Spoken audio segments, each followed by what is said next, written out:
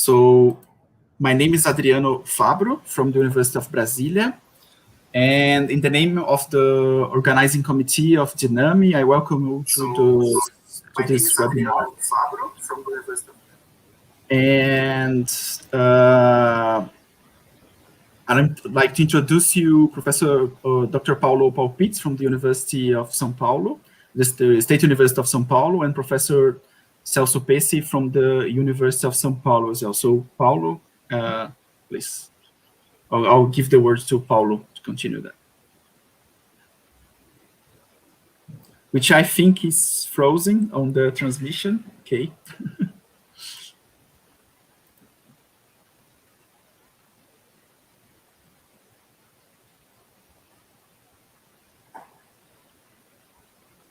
Hello, Paulo, can you hear us?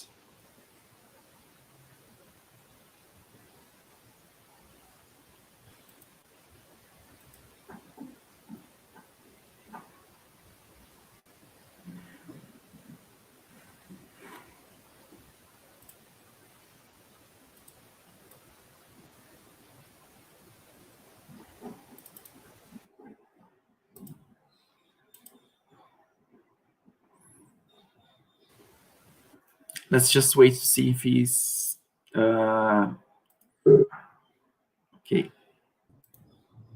Okay, so we are here. Yeah, sorry for connection problems.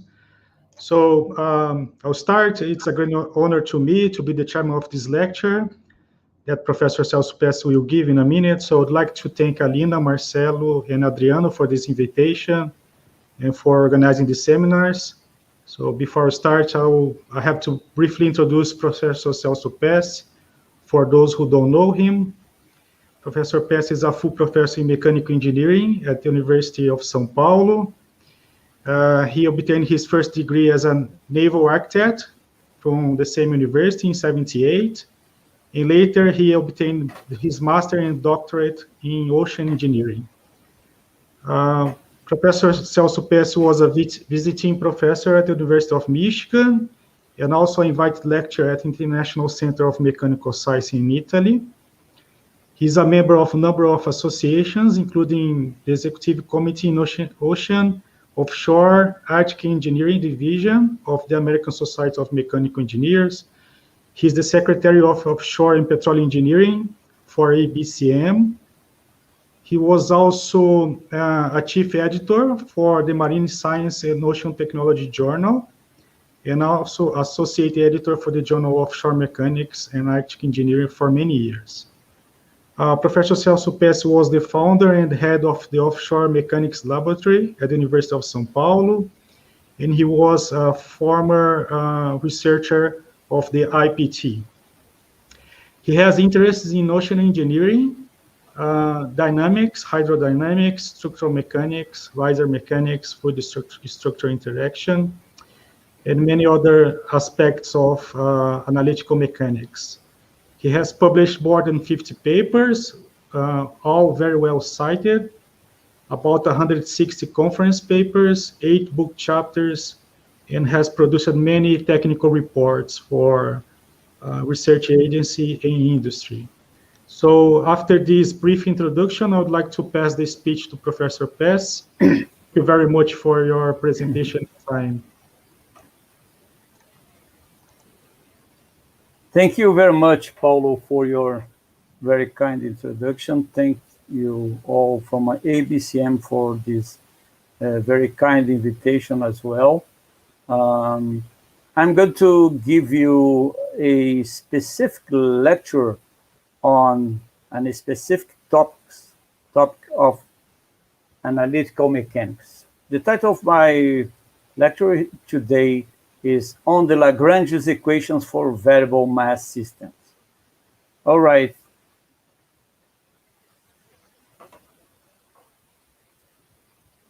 This webinar will bring a summary of the analytical dynamics of mechanical systems with variable mass. And we are going to talk a little bit about the extended Lagrange's equations for this kind of systems. Before I start the presentation, I start this lecture, I'd like to share with you some photos that at this pandemic time have become much more important for all of us, including these photos I got in the last Dynamic 2019 in Búzios with the organizers and my team there. A Christmas celebration 2019, the last Christmas celebration we could make. And also a picture. Some of you that are just listening to me right now perhaps participate in this São Paulo Advanced School in Nonlinear Dynamics in August of 2019. And that's my feeling about all this. And I miss you all, sincerely. Okay, let's take a look at what we are going to talk about. First, a briefing on Newton's law on variable mass particles, then the Lagrange's equations for variable mass systems, and we are going to discuss two simple examples. The first one will be 2 degrees of freedom rotating system, and the second one, the water column dynamics in an open free surface piercing pipe. All right. Usually I start this kind of lecture with just coming back some years ago. And of course, all of you are quite aware of the meaning of these master laws of mechanics. But the point here is that at that time, Newton was not worried about particles with variable mass. As you can see in the History of Mechanics, for instance, the book by René Dugas, written in 1955 and another edition 1988. And there is a fact also that the right interpretation of the second Newton's law when applied to systems with variable mass has been here and there object of some controversial interpretation, actually. And to quote a well-known professor in mechanics, Miriam, there was a debate open in 1960s when he says that this basic law of mechanics, the second law of Newton, is currently being seriously misinterpreted. And this misinterpretation appears under conditions where the mass of a body is a function of time. This debate actually took the whole decade and for sure was stimulated by the spatial activities at that time. Closing this debate, and some years later, still we have some confusion regarding the correct interpretation of Newton's law when applied to variable mass systems. For instance, this paper by Plastino and Muzio in the Celestial Mechanics and Dynamical Astronomy in 1992 says that we still find in the literature wrong applications of Newton's second law. All right, some history. We come back to the 19th century and we come back to a Czech scientist, an inventor, an economist as well, an entrepreneur that was Georg Franz August de Longueval, and also known as von Buchla. And he was actually the first to explicitly formulate the correct dynamic equation of motion for the case when the mass of a moving object is changing. All right, 3 years later, in 1815, he presented his work at the Paris Academy of Sciences and got some attention from Poisson, who wrote a simple Note sur le mouvement d'un système de corps en supposant les masses variables. At that time, Denis Poisson was the first and the only one to put some attention on this particular problem. After that, in the mid-19th century, we can see that Arthur Cayley in 1857, by treating a class of dynamical problems, namely the falling chain problem, that is still a very intriguing problem, as you can see on a long list of papers written in this archetypal problem of mechanics. He formulated the corrected dynamic equation of motion for the falling chain problem. But still, this problem has raised some controversial approaches. Late in the 19th century, Mechernysky was considered in the Russian technical literature as the line standard study of these variable mass systems. And from his Master of Science thesis, and became a very important scholar in this kind of problem as well, specialist in mechanics. And just to quote a recent book by Springer, The Dynamics of Mechanical Systems with Variable Mass, that emerged from a special course on this topic, on this theme actually, that was given in 2012 in Udine, in the International Center of Mechanical Science, Italy. All right, so the history is long, and the number of controversial and disputes are also large. Now, let us take a close look at some preliminaries and to discuss the second Newton law from the point of view of Mechernysky. This is the expression of the second Newton law, considering that there is a thrust force that is also called as Mechernysky force that is proportional to the time rate derivative of the mass and to the relative velocity of the lost or accreted mass to the particle under study. So this is the correct interpretation of second Newton law when the particle has indeed changing mass, and this kind of equation allows for sudden jumps in velocity, as in the classic impact theory. We can think about the motion of a particle that is varying its mass as a continuous impact, as we're gonna see in some minutes from now. All right.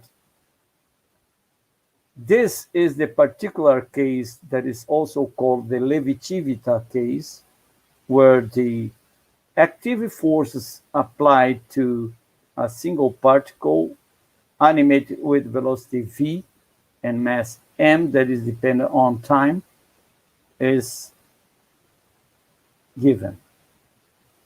The point is that this particular case is not generally valid for a single particle, and it is only valid if a mass is gained or lost at no velocity. And this is called, as I have said before, the Levi-Civita case. Moreover, this form is not invariant with respect to the choice of the inertial frames of reference, except, of course, when mass is a constant. Therefore, it does not satisfy the Galilean relativity principle. On the other hand, the Mechernysky's equation, that is the proper interpretation of the second Newton law to a particle that has its mass varying with time, this is generally valid. And it's, of course, invariant with respect to the choice of the inertial frames of reference. So it does satisfy the Galilean relativity principle, or the relativity principle of Galileo. All right. We can see this quite easily by considering two inertial frames of reference, one of them suppose fixed and the other one moving with a constant velocity with respect to the first. If you call v and v prime the velocities of a point, the same point, of course, with respect to the two frames of reference, we can write, of course, v as v prime plus the relative velocity between the two reference frames. And of course, the derivative will be the same. The derivative of the velocity of the particle would be the same. Then, if you take Minkowski's equation in this form here and write the same Minkowski's equation in the other reference frame, we see that, in fact, the form is invariant with respect to the choice of the reference frame. On the other hand, this particular form that is called the Levi-Civita form depends on the choice of the inertial frame of reference. And this is very easy to see. Transforming the second law of Newton from one reference to the other, we see that there is indeed a term that is left. So the form is said to be dependent on the choice of the inertial frame. And for this reason, it does not satisfy the relative principle of the principle of relativity of Galileo, except when, of course, the trivial case when the mass is a constant. Much more subtle than this is the application of the Euler-Lagrange equations to systems with variable mass. First, we recall the usual invariant mass form, where T is the kinetic energy, small q is used for the generalized coordinates, and the capital Q for the generalized force applied to the correspond to the generalized coordinate. We can write alternatively in this form by defining the Lagrangian of the system, where Q and C is kept for all the non-conservative generalized forces.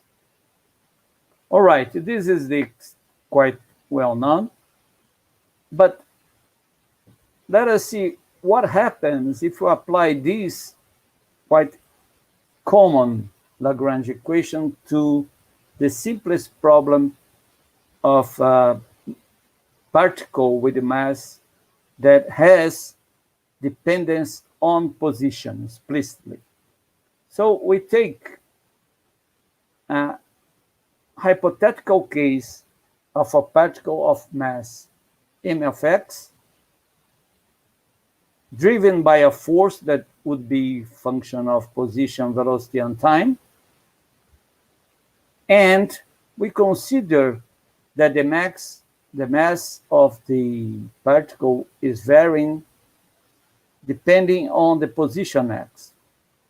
But we are considering the special case of Levi-Civita in which the mass is gained or lost at no velocity with respect to the inertial frame of reference. If you take the second Newton law in the form of Levi-Civita's equation, in this case is valid, we get this equation of motion here, where there is a first term that depends on the velocity squared. This is quite straightforward and is correct. If we take the usual Lagrange equation, on the other hand, we get this equation of motion here that, of course, is incorrect. And the point is, there is a term here that differs by a half of the first term of the first equation that you are seeing in the board. All right, the correct one, by applying the Lagrange equation, should consider an additional term here, this term. But this is quite an ad hoc proposition. We should prove that this is in fact a general result.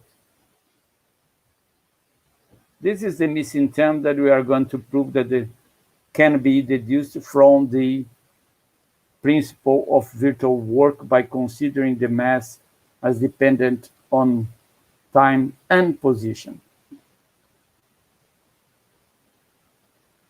So, after this briefing on Minkowski's equation and on the usual Lagrange equation erroneously applied to the case of a particle with mass varying with position, we go into the derivation of the extended Lagrange equations for variable mass systems. I direct your attention to these three texts here. One of them is the chapter of that book that I have mentioned before, and you can find them in the net. All right, we take the D'Alembert and the principle of virtual work as our path to derive the proper extended Lagrange's equation. But we recall that we have to consider in the force acting on the particle I, not only the active force, but also the term that comes from the Minkowski's equation. We can write the principle of virtual work in this form here at the left bottom, where phi is usually known in the technical literature as the Minkowski force. We should not forget that this is the most general case. So,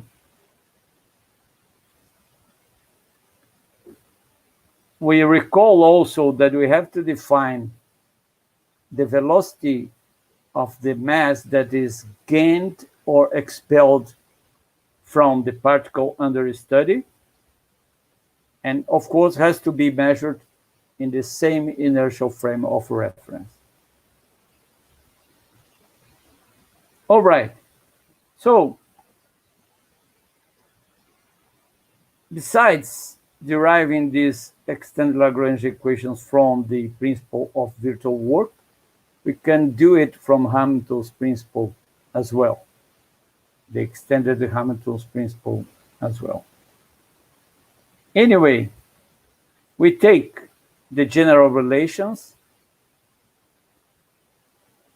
where the virtual displacement of the particles can be written as function of the generalized coordinates, the velocity of each particle also as function of position and velocity, generalized velocities and time, the generalized force that are defined standard as the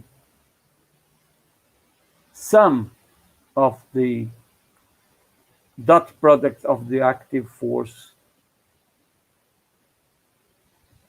with the derivative of the position of the particle with respect to any or each generalized coordinate, but not forgetting the term that depends on the derivative of the mass with respect to time.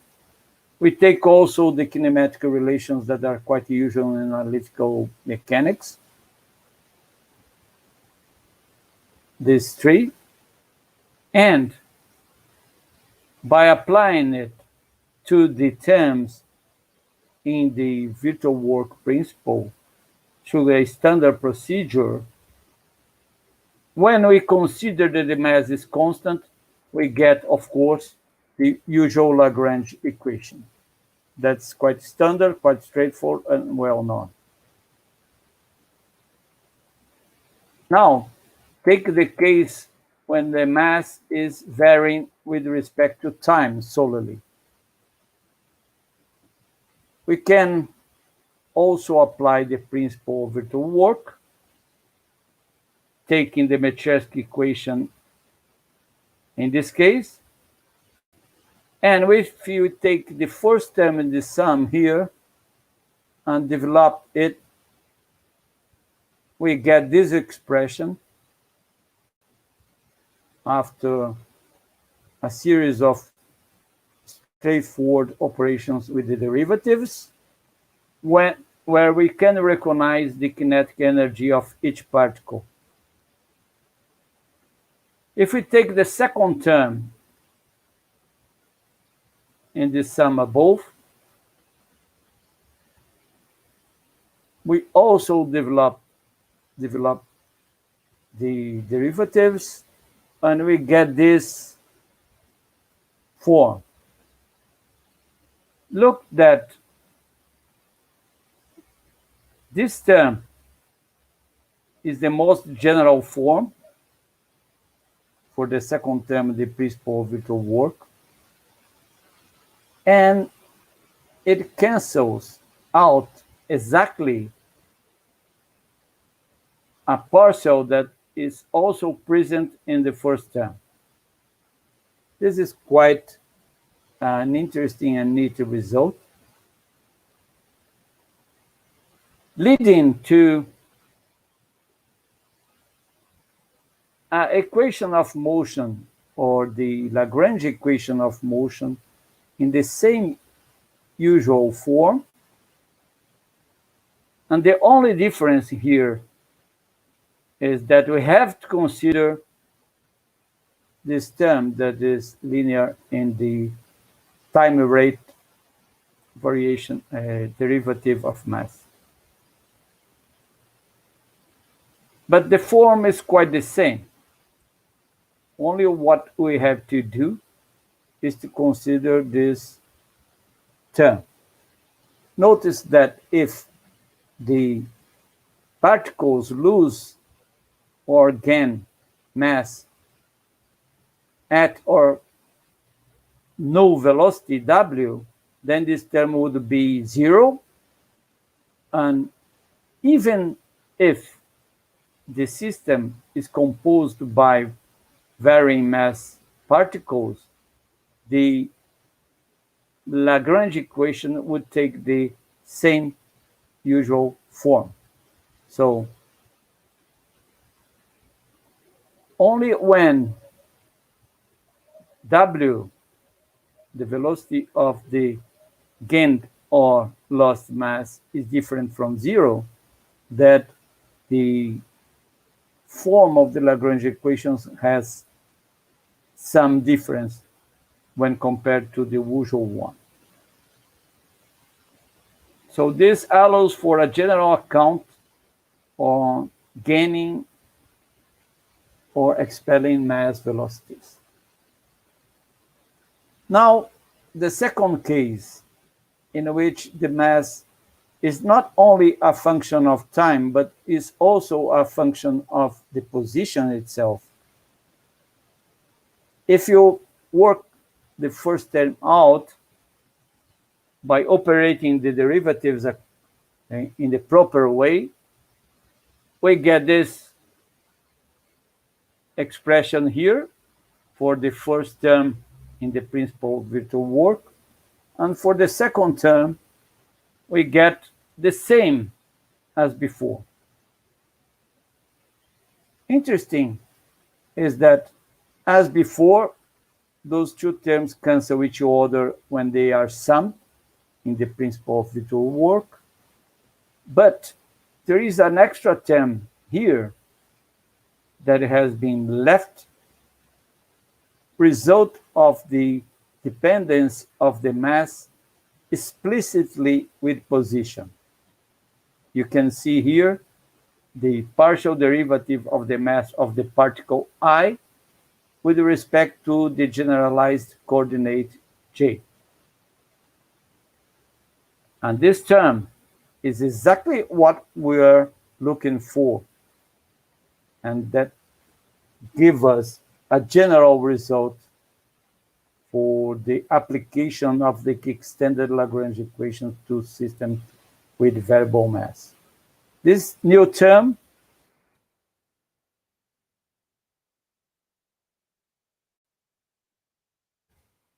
is then presented in what we call the extended generalized force, and depends on the partial derivative of the mass of the particle I with respect to any of the generalized coordinates. This is a universal result, is a general result. Whenever we have a particle with masses, a system of particles with masses depending on position and time, this is the most general form of the Lagrange equation that can be derived. All right. We can alternatively separate the active forces in two parcels, one the conservative parcel and the other one to group the whole set of non-conservative forces. This is quite usual in analytical mechanics, and we define the Lagrangian, and the extended Lagrange equations for variable mass system can be written in this form here.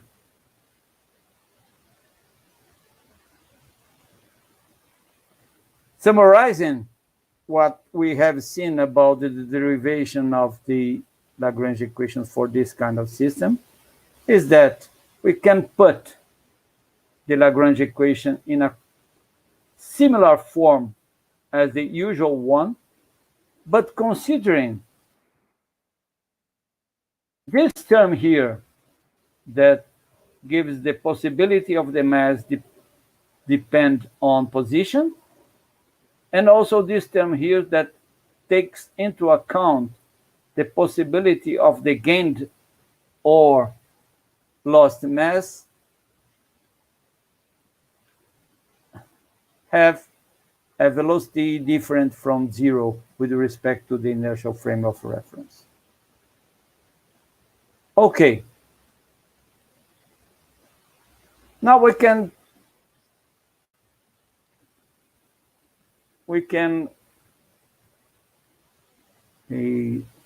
take a look in a closer detail into this equation.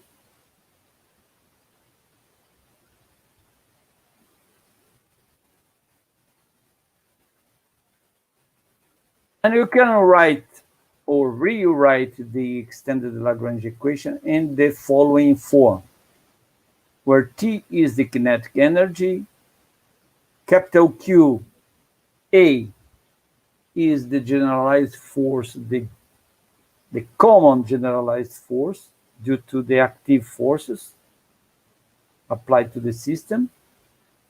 Capital QT is the parcel that depends on the time derivative of the mass of the particles. And capital Q is the parcel that depends on the possibility of the mass of the particles to vary explicitly with respect to the position. If we recall that the kinetic energy of a particle is just half of mass times velocity squared, then we see that the derivative of the kinetic energy with respect to any of the generalized coordinates may be written in this form here. It's just a matter of differentiate this form, assuming that the mass could vary with the position. All right, so if you see that this parcel of the extended generalized force and compare with this one here, we can see that this parcel here can be written as the derivative of the kinetic energy with respect to the position, to the generalized coordinate, plus a term here. This term here is exactly the one usually appearing in the Lagrange's equation. So that if we take these two parcels, will cancel each other exactly, and the Lagrange's equations then can be put in this form here. That is a simpler form. We recall the definition of the generalized momenta, that is the partial derivative of the kinetic energy with respect to the generalized velocity, and write the extended Lagrange equations in an even more synthetic form, or the derivative with respect to time of the momenta is equal to these three parcels of the extended generalized force. We can see that the third parcel is directly related to the momentum itself in this way here. So it deals with the momentum itself. Another alternative but a special form of presenting the extended Lagrange equations for position-dependent mass systems is this one that is shown to you on the board. Look to this particular symbol here that is a selective partial derivative, as if the masses were not dependent on position explicitly.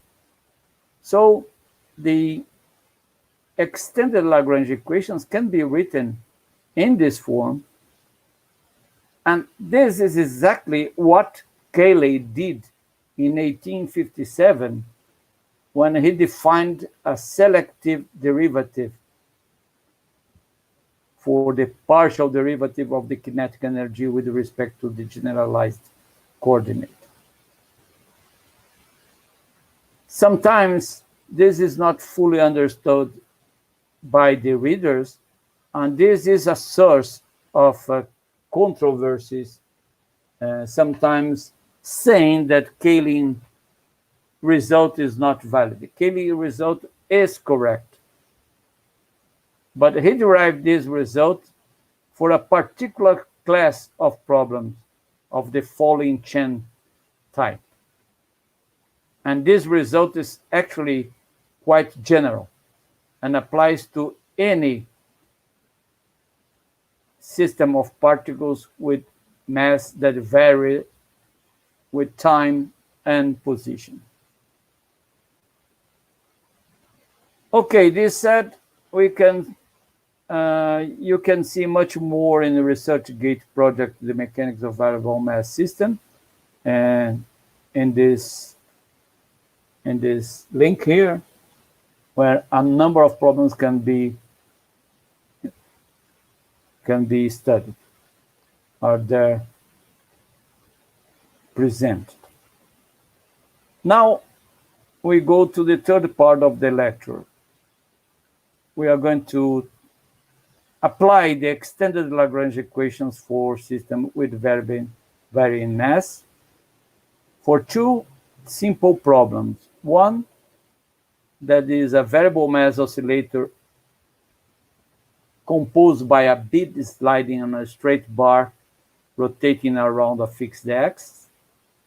And the second one is the water column dynamics in an open free surface piercing pipe. The first example, this is the picture of the first example. We consider a ring, a rigid ring of moment of inertia J, rotating around an axis, and a bead sliding over the straight bar fixed by springs at the two extremities. We consider the generalized coordinates r and theta, and we consider also a dissipative Rayleighian function r in this form. We consider also the elastic potential energy of the springs of fourth order to allow the restoring forces to be cubic in the distance. And we will write then the kinetic energy of the system in this way. J, I recall that is the momentum of inertia of the ring and the straight bar with respect to the axis, the vertical axis. The derivatives are determined quite easily, and the momenta also can be derived from the kinetic energy, of course, and then have the time derivative of the momenta in this form here. Now, we play with the extended generalized force. QA is for the active forces. The active forces here on the system, they are coming from the dissipative forces, the Rayleighian forces, and also from the elastic potential energy function. And from the torque, tau of T, that is applied to the system. The second parcel of the extended generalized force, that is due to the time derivative of the mass, we write quite simply by recognizing that the del P del R is just the unit vector I, and del P del theta is just the R that multiplies the unit vector J. We write in this way here. And by hypothesis, we are going to assume that the velocity of the mass that is lost or gained is linearly dependent on the radial and transversal velocity of the bead itself. These linear dependencies are characterized by two constants, alpha and beta, but we emphasize here that this is just a hypothesis. It's a particular case, an interesting particular case that we are going to take. At last, the third parcel of the extended generalized force that depend on the partial derivative of the mass with respect to position, and depends on the velocity of the particle square, will be given in these two equations here. So, by applying the extended Lagrange's equations to the system and collecting terms, we see that this term here cancels out exactly the term on the right-hand side that is due to the extended generalized force that is function of position. And this happens on both equations, the equations governing the coordinate r and the equation governing the coordinate theta as well.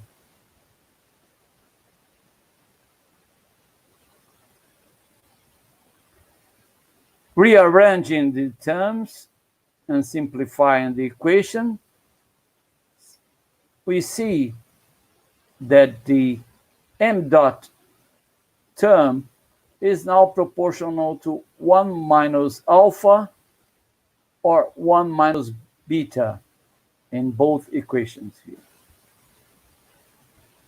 If alpha is equal to 1, this would mean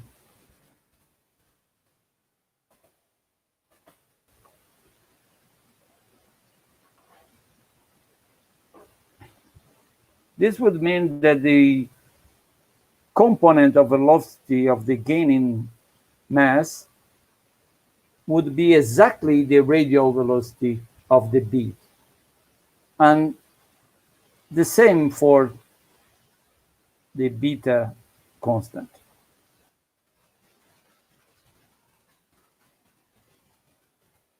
So if alpha or beta are both equal to 1, these equations are simply the most simple. They reduce to simpler forms. We have to recall that the mass is varying with time and position. Position here means the coordinates r and theta. So the time derivative of the mass has to be written completely. All right. If we take the alternative form of the Lagrange's equations for position-dependent mass,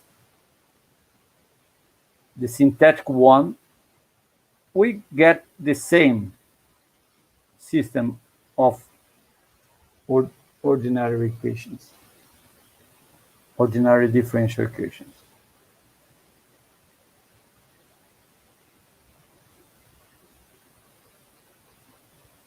In non-dimensional form, these ODEs may be put in this way here. We can define C as the non-dimensional coordinate r, as mu as the non-dimensional mass that depends on position and time. And also we define a constant of time, or the inverse of time, the inverse omega 0, and define also non-dimensional parameters. So the equations can be written non-dimensionally in this form here. Let the mass depending only on the radial position r in this form, so that when r is equal to 0, m is equal to m0, and m decays to 0 as r goes to infinity. Of course, we are dealing with a finite dimensional space here, and we are dealing with a limit for r. The derivatives that should be applied to the equation of motion would turn this equation strongly nonlinear. ordinary differential equation. So this is a quite simple problem, but very strongly nonlinear. As examples, we can take, for instance, these simulations parameters here.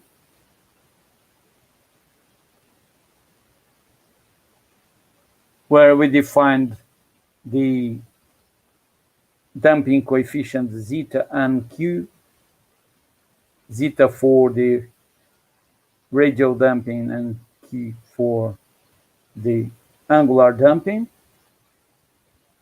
And we show here a series of phase spaces by applying a controlled torque such that theta dot, or the angular velocity, is kept constant. This is a quite particular case for this simulation here, but shows you how the phase space xc dot varies as we vary the angular velocity and also the parameter lambda that corresponds to the variation of the mass. You can see that, for instance, by taking theta dot over omega 0 equal to 1/2, the phase space changes like that, where a classic focus here that is with two saddle points varies like that. If we take a rotation equal to 1, the phase space here shows a saddle point here and 2 as well. And the interesting thing is the appearance of these two focus, competing focus on the phase space. That would turn the simulation of the forced system much more interesting to analyze. Okay, now we go to the last part of our talk by considering an ocean engineering problem. And we take an archetype problem of the oscillating water column inside the free surface piercing pipe. Examples in ocean engineering are the oscillating water column in the moon pool of a monocolumn platform, or could be also the oscillating water column driven by waves in wave energy converters. We take this problem with a reduced order model, the simplest one, by defining just one generalized coordinate, 1 degree of freedom, that is called zeta. Zeta measures the elevation of the water level inside the pipe with respect to the free surface outside. We should note that a SF is a material surface and SR is a control surface or a non-material surface. The draft of the pipe is H, and we call SW the surface of the pipe itself, the lateral surface of the pipe itself. All right, we are taking here a simplifying hypothesis by considering that there is a plug flow, or in other words, all the particles are displaced inside the pipe with the same velocity along the pipe and across the section as well. then this is a typical problem that we look into. Just the mass inside the pipe can be equated by taking the extended Lagrange equations. The mass here is clearly linearly proportional to zeta, where ρ is the density of the water and A is the area of the cross-section of the pipe.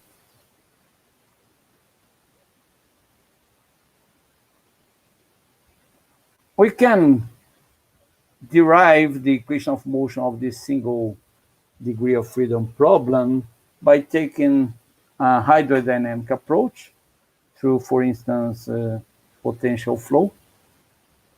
If we do that and calculate the flux, momentum rate, and the momentum flux through SR, and apply the second law of Newton in this case,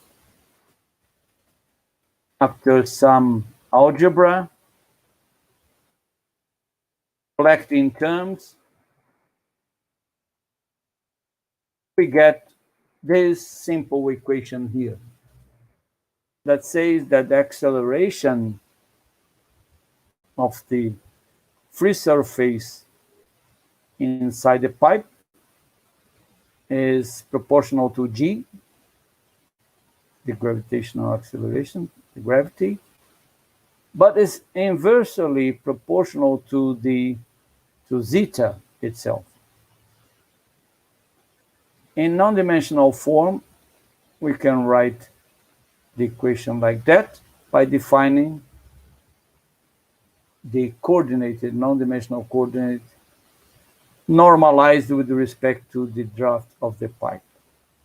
And time here is normalized with respect to omega, where omega is just the square root of j over h. This comes from the linearized form of this equation. Well, but if you take the proper extended Lagrange equations and do the job by defining the kinetic energy and the momentum, generalized momentum, and the partial derivative, determining the partial derivative of the kinetic energy with respect to the position, and also calculate the extended generalized force without disregarding no of the partials that we have seen before, we get the same equation as it should be. That is a consistent one. Notice that these terms will cancel out as expected.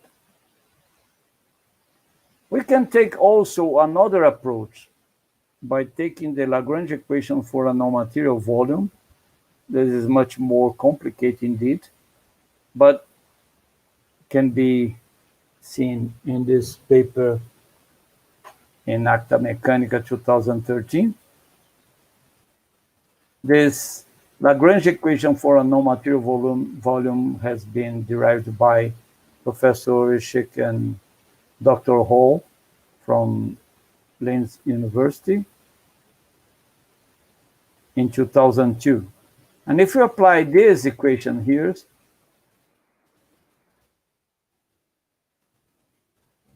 more information on this approach you can take from the equations of Lagrange written for a non-material volume in Acta Mecânica by Schick and Hall, and also a paper by Leonardo Cassetta and myself in the same Acta Mecânica on the generalized Hamilton's principle for a non-material volume.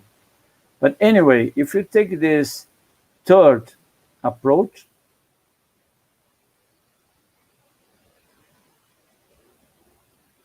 you come up with the same equation of motion, of course. The point here that you have to deal with a control volume or a non-material volume and take into account all the fluxes of kinetic energy and momentum across them. Anyway, if you do the job in the right way, you come up with some constellations as well, and the same consistent equation. So we have derived this equation of motion under three different approaches. And there is no doubt on the proper form of the equation of motion so far. If you normalize the equation, this is the form. And it's interesting to see that if we take a third order approximation, the equation of motion would be written in this cubic form here. This could be done, but we are going to see is not convenient.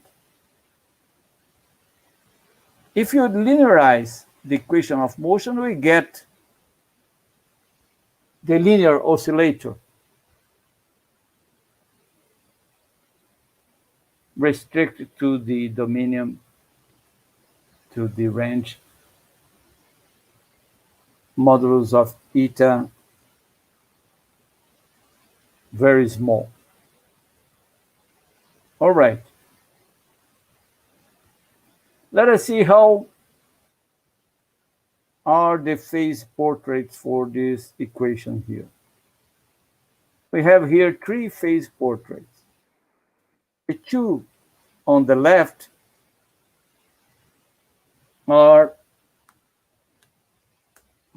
they come from erroneous equations of motion.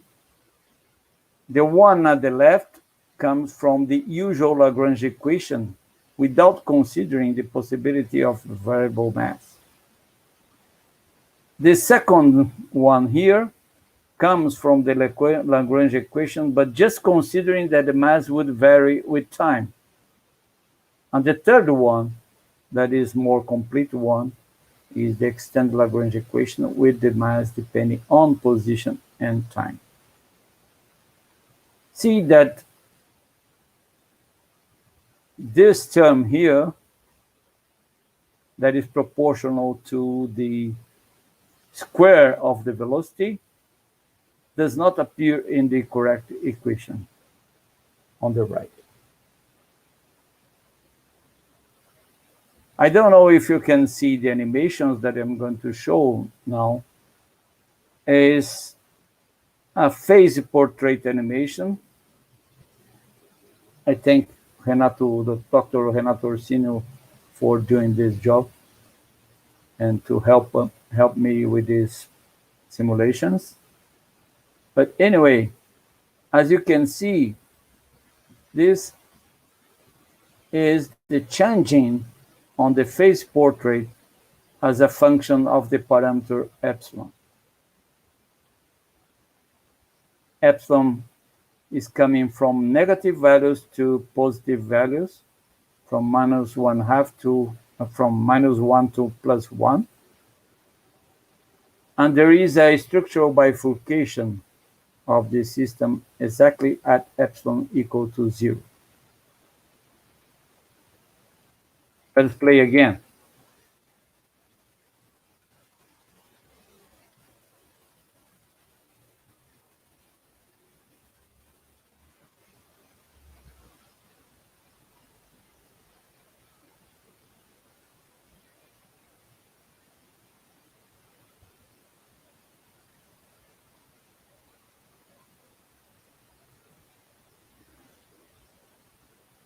You can see that there are two saddle points here when epsilon is equal to 1/2. And as epsilon passes through 0, these two saddle points go to infinity. All right.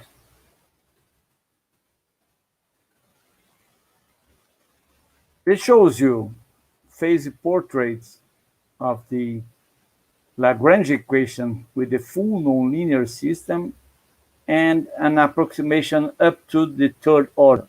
As you can see, the topology is the same, but a third order approximation is not enough to represent the huge asymmetry that happens here in this phase portrait.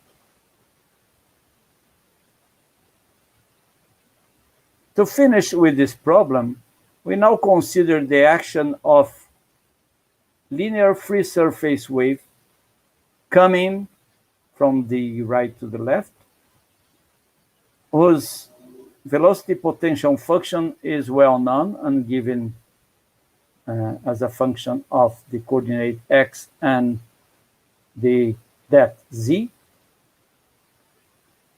And this system, the frequency of the wave obeys a dispersion relation. This is a classical result from hydrodynamics.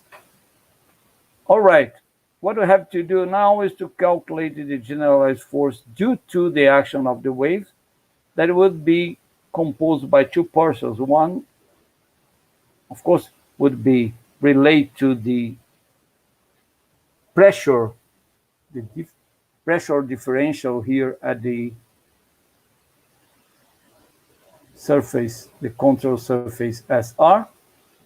And this would be due to a hydrostatic parcel and a dynamic parcel due to the dynamic pressure that could be determined from the potential itself from Bernoulli equation, unsteady Bernoulli equation. All right, the point here, we have to assume a hypothesis here. We are going to take a jump and the velocity so that when the particles go out of the pipe, they suddenly accelerate to assume locally another velocity field. This is the trick here. Of course, this is a hypothesis that it has to be worked out further. We can assure some continuity in the velocity field by enforcing this continuity through, for instance, matched asymptotic expansions. But as a first hypothesis, this is okay. All right. So we take the velocity internal to the pipe of the particles as zeta dot in the direction of k, and outside as the gradient of the velocity potential function of the free surface waves plus zeta dot k. We have to calculate the hydrostatic pressure and also the dynamic pressure, integrate over SR. And if you do that, you realize that the hydrostatic parcel is just due to, of course, the difference between the free surface elevation outside and the free surface elevation inside the pipe. You come up with this nice cancellation as well, so that the dynamic parcel of the force due to the jump in the pressure across SR has three terms. One, that is the partial derivative of the potential, the wave potential with respect to time, and the other two that are proportional to the velocity squared, and one that is a mixed one. But fortunately, this third one disappears as well. In fact, if we take from the extended Lagrange's equation the generalized forces, you come up with a term that will cancel out exactly that mixed term, so that the net generalized force is simply written in this way here. A partial that is hydrostatic and a partial that is hydrodynamic. And this one that comes from the derivative of the mass with respect to the position. So collecting terms, the equation of motion tends to be also quite simple in some way. We can add a Rayleigh dissipation function, can be assumed here, just to damp the forced problem. And the forced equation of motion then will read as our damped nonlinear oscillator driven by a function that depends on the passage of the waves of amplitude A. Note that we have assumed the Rayleigh dissipation function that is proportional to the mass inside the pipe.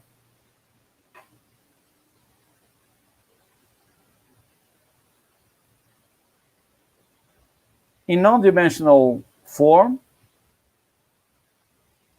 the equation of motion turns to be this way, and the forcing function and this way.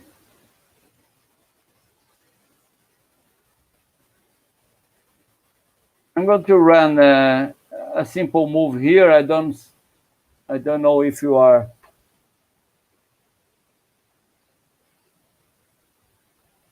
This is a simple experiment that has been done as a demonstration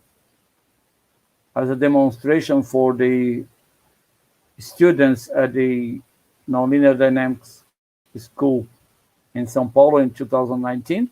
And you can see that a small ball, very light ball, that is following the free surface inside the pipe is acrylic pipe.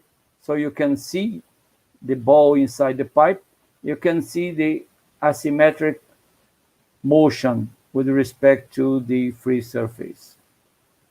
This gives you an animation of this forced problem for three different turning fences. One that is just exactly on the linearized nature of frequency, and the other two, one is twice the frequency and the other one is a fraction of it. For the amplitude of wave outside the pipe of 5% of the draft.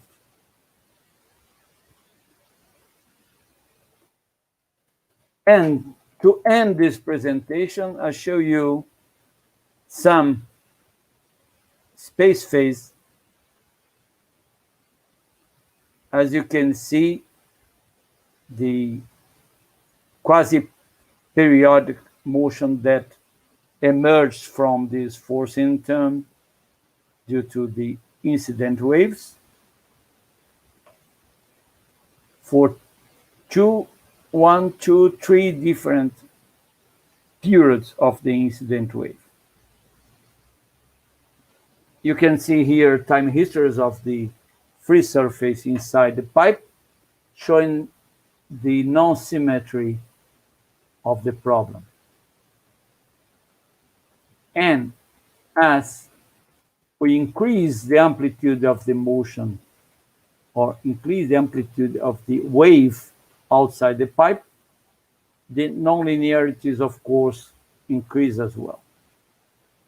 As you can see, for this amplitude of wave, that is 25% of the draft of the pipe. It's a quite high wave with respect to this problem here. All right. So this ends my presentation, my lecture today, and as a message to you, after all this, I think that should be just one simple thought. Be careful when applying Lagrangian formalism to variable mass systems. That's all. And I thank you very much for attending this talk. I thank also the funding agencies of our laboratories here in São Paulo State and in Brazil as well. And I thank especially to Dr. Renato Orsino for discussions, simulations, and all the animations that you have seen in these videos. Thank you very much. Thank you very much, Professor. It was a very interesting talk showing these fundamental aspects of analytical mechanics and very nice examples showing connection with those theory.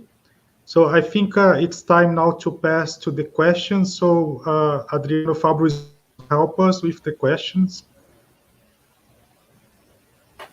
So I think I suggest I can read the question, but what do you prefer, Professor Pesce? Do you want to read on the screen or want me to read? You can pick any question, and I'll be glad to answer if I can. Can you see on the screen?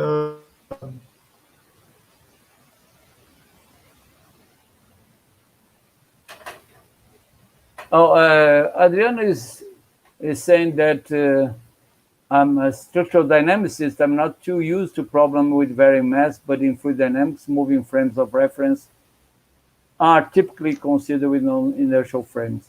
Can you comment on this?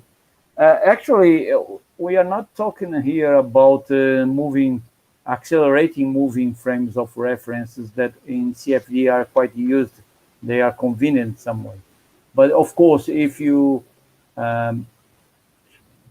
think about this kind of approach, then you have to consider also these inertial forces that are related to the non-inertial frames of reference that are accelerating itself. This is how it is done in fluid mechanics and CFD when you consider meshes that can accelerate with the body, for instance, or can accelerate with another volume. All right, but of course this has to be considered. But the point here is how to deal with the Lagrange's equations of motion when you have a variable mass, or when you have masses trespassing some control volume, or you have particles itself, solid particles losing or gaining mass. I don't know if I answered your question, Adriano, but this is a quite interesting point as well. Adriano has also, I was going to say that there was a discussion on the YouTube, and Adriano asked if we could discuss about the definition of systems with variable mass. What kind of systems are those? Can you give me more examples than those that you have shown us? Yes, actually, the variation of mass usually come from the way you look at the system. If you isolate a part of the system, then you can see that a part of the system is losing mass to the other part. So mostly it comes from the way you look at the problem, you formulate it. For instance, if you are thinking about a coiling drum, for instance, a shaft that is rotating with the paper, and the mass of the shaft itself and the paper that is wounded will vary. And if you put a surface control some point of the paper that is stretched outside the drum, then you have a variable mass system, for instance, in solid mechanics. And this is a quite interesting problem in textiles, and because in the textile industry, the mass of the shaft will vary a lot, and the speed is quite large, so the effects of the quadratic terms in velocity would be not negligible, not neglectable. And this has to be taken into account in the dynamics of this kind of rotating shafts in industry in general. Paper industry, textiles, these are important problems that have been addressed for a long time, and especially by Professor Livia Svečkanin from Serbia. She works a lot on this kind of industrial problem. Another kind of problems with the variable mass that depends on the way you look at it are lifting cranes, for instance. If you are considering the dynamics of the whole system, including the mass of the cable that is displayed from the crane. Depends on how you cut the system to look into it. Another classic problem is the rocket problem. The rocket problem is the most classical one, is the archetype problem from this theme here. And whenever you have flux of particles, could be fluid, could be grains, you can think about the control volume, and you can think about mass flowing through the boundaries of your domain. And so you can think about a system of changing mass. And so the right formulation of the dynamic equations for this kind of systems should regard these fluxes of mass and kinetic energy, as we have seen here. Okay. Could you send another question, Adriano, please? Adriano said, can you apply this model in rationality for continuous systems under Hamilton's principle? Yes, you can do it. It's a quite interesting but much more complex problem. As a matter of fact, we are using this kind of approach to treat fluid structure interaction problems of the type of vibrating pipes ejecting or aspirating fluid. This is a quite interesting problem, and the use of the extended Hamilton's principle for non-material volumes is quite useful in this way. We have published some papers on that, and yes, this is a quite interesting problem. Another problem is regarding bubbles and also multi-phase flow. This is even more complex to be treated. But yes, I think that the Lagrange equations of motion, the extended Lagrange equations of motions for open volumes, for non-material volumes, can be applied in this kind of problems to treat the formulation in a conceptual way.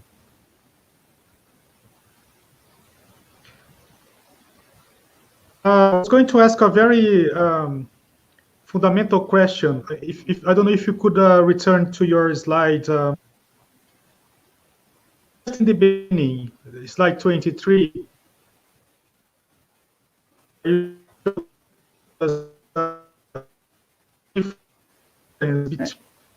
I couldn't hear you. Approach. I think is number 3.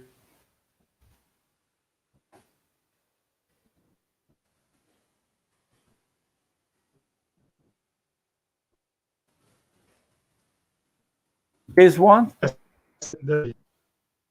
I couldn't hear you. Your voice was is not clear for me. I cannot hear you. when use.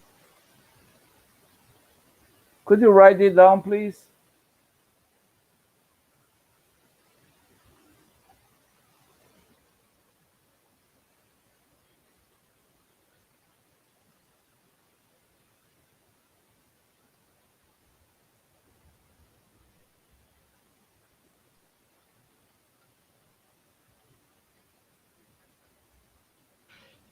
Yes. Hear me now? I cannot hear you well. Yes. It's interrupting. Your Sorry. voice is interrupting all the time. Sorry, my connection was too bad. Can you hear me now? Oh, yes, now it's No? better. Yes. Okay, sorry, Professor. I was going to say, where is this you have with this half term? What's the reason for that? Mathematically. If you use the usual Lagrange equation, you come up with directly with this. Look that you have to derive the. If you apply the, let me see, the usual Lagrange equation. Just a moment, please.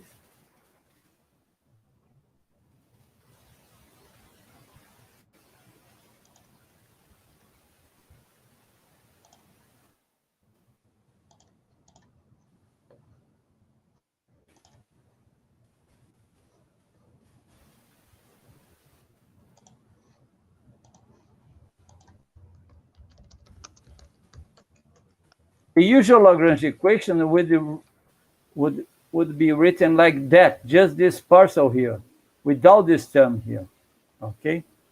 And from this term here, if you derive the kinetic energy, the kinetic energy of the particle will be 1/2 of m multiplied by the x dot squared, right? And if you derive this with respect to x, will appear one term. And if you derive the kinetic energy with respect to the velocity, and then comes just m of x times x squared. And if you derive with respect to time, then it comes another parcel. And that parcel minus the parcel that comes from this term here, that makes this 1/2 here, all right? So if you don't apply this term here that has been shown to be the correct one to be considered in the extended form of the Lagrange equations, you come up with just with this equation here. So this comes from this term and from this term. There is a m prime x dot square from this term, and there is a minus 1/2 m prime x dot square from this term here. 1 minus 1/2 gives you 1/2. And this is simple to be done. And to check that if you don't consider this term here, you get an incorrect equation. Okay. Thank you very much, Professor Celso. I think we don't have more questions. We have reached our time. I thank you again, and I'll pass the speech to Adriano. Thank you very much. I thank you all for inviting me, and I hope you could enjoy some of what I have presented. Well, thank you very much for the presentation, Professor Pesce, and thank you very much for your chairing of the section, Paulo Paupitz. I personally thank you both for this seminar of today. I think it was very interesting. I particularly learned a lot. This type of dynamical systems are incredibly diverse and interesting, with very complex problems, and I believe there's several engineering challenges nowadays which we could benefit from learning more about this sort of approaches, indeed. Also, in the name of the organizing committee, I would like to thank you both as well. And I would like to thank the participants in the webinar for the questions and interactions. There's been a lively discussion in the chat, so this is one benefit of doing this kind of seminars. And also, I would like to invite you for tomorrow. We have one more scheduled presentation as well. So thank you very much, and I'll close the broadcast from here. Bye.